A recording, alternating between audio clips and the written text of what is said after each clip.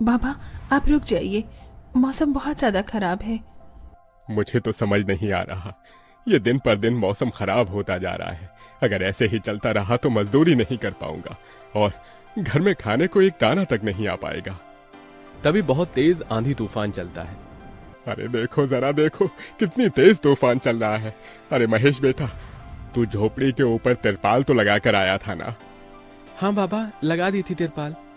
और उसके ऊपर तूने ईंटें रखी थी या नहीं? बाबा, ईंट रखना तो मैं भूल गया। महेश के इतना कहते ही झोपड़ी के अंदर बारिश की वजह से पानी टपकना शुरू हो जाता है। हे भगवान महेश, तूने ये क्या किया? तुझे मैंने कहा था बारिश और तूफान तेज है, तुझे ईंटें रख देनी चाहिए थी। मुझे लग रहा है कि तिरपाल उड़ गई। चल चल मेरे साथ चल। अब तुझे मेरे साथ भीगते हुए मेहनत करनी होगी, नहीं तो पूरे घर में पानी ही पानी भर जाएगा। देवेश इतना बोल ही रहा था कि घर के अंदर वाकई छत से पानी टपकने लगा। हाँ पिताजी, आप सही कह रहे हो, चलो चलते हैं जल्दी से। दोनों बाप बेटा बारिश में बाहर निकलते हैं और झोपड़ी की छत पर तिरपाल को सही से लगाना शुरू कर देते हैं। अरे बेटा, ईंट को अच्छे से रखना, कहीं ईंट गिर न जाए। ठीक है पिताजी, सही सही रखूंगा। महेश इतना कहकर अच्छे से ईंट से तिरपाल को दबाने लगता है, जिससे छत ढक जाती है और झोपड़ी में पानी टपकना बंद हो जाता है। लेकिन इसी के चलते हुए बेचारे दोनों के दोनों बहुत बुरी तरह भीग जाते हैं। अरे चलो बेटा, बहुत ठंड हो रही है, बाहर घर में चलते हैं। चलो, बरसात में मौसम बिल्कुल ठंडा हो गया है। हाँ पिताजी, आपने बिल्कुल सही कहा, चलिए। जब दोनों बाप बेटा घर के अंदर आ जाते हैं तो मेघा उन्हें सूखा कपड़ा देती है और अपना शरीर पोंछने के लिए कहती है। आप लोग अपना शरीर पोंछ लो और सूखे कपड़े पहन लो, नहीं तो ठंड लग सकती है। मेघा के दिए हुए कपड़े दोनों पहन लेते हैं। तभी बीमार शकुंतला बिस्तर पर पड़ी हुई मेघा से कहती है, अरे बेटी, तूने खाने के लिए कुछ बनाया नहीं? माँ, मैं बारिश के रुकने का इंतजार कर रही हूँ। घर के अंदर खाना कैसे बनाऊंगी? सारे में धुआं ही धुआं हो जाएगा। मेरी दवाई का समय हो गया है और मुझे भूख भी लग रही है। ठीक है माँ, मैं कुछ करती हूँ। मेघा अपने सिर पर एक सफेद कट्टा रखकर बारिश से बचते हुए बाहर से कुछ ईंटें लाकर घर के अंदर ही छोटा सा चूल्हा बना लेती है और उसी पर खाना बनाना शुरू करती है। अरे बेटी, पूरे घर में धुआं ही धुआं हो गया है। पिताजी, खाना बनाना भी तो बहुत जरूरी था। मेघा जैसे तैसे करके जल्दी जल्दी खाना बना लेती है। वो खाने में नमक मिर्च वाले चावल ही बना पाती है। माँ, माँ उठो, ये लोग खाना खा लो।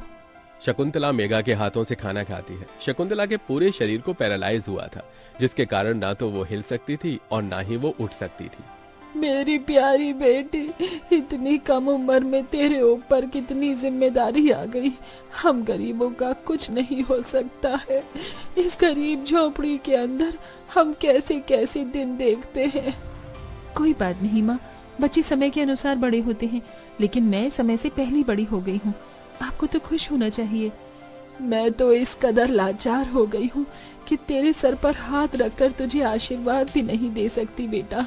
शकुंतला की आंखों से आंसू निकल रहे थे। मेघा उसके आंसू पोंछकर अपनी मां को हौसला देती है, जिसके बाद वो अपने भाई और पिता के साथ बैठकर खाना खाती है। बारिश होती ही रहती है, लेकिन बारिश रुकने का नाम ही नहीं लेती। खाना खाकर वो सभी सो जाते हैं। आधी रात के समय जिस तरफ शकुंतला का बिस्तर होता है, वहाँ पर पानी टपकना शुरू हो जाता है। अरे ये क्या, पानी टपक रहा है।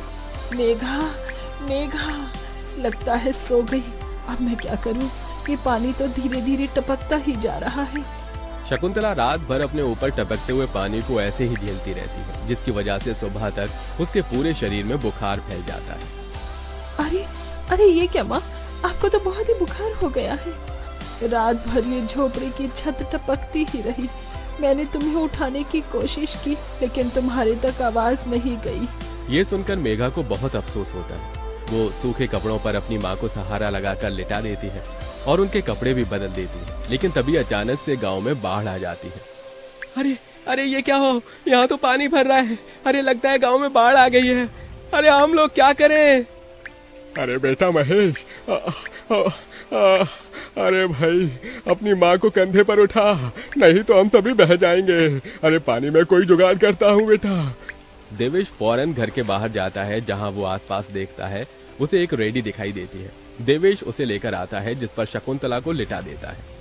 अरे चारों तरफ पानी ही पानी हो रहा है, हमें अब यहाँ से जाना होगा, नहीं तो पानी में हम डूब जाएंगे। तभी अचानक से उनकी झोपड़ी पानी में डूबकर बह जाती है। हमारी झोपड़ी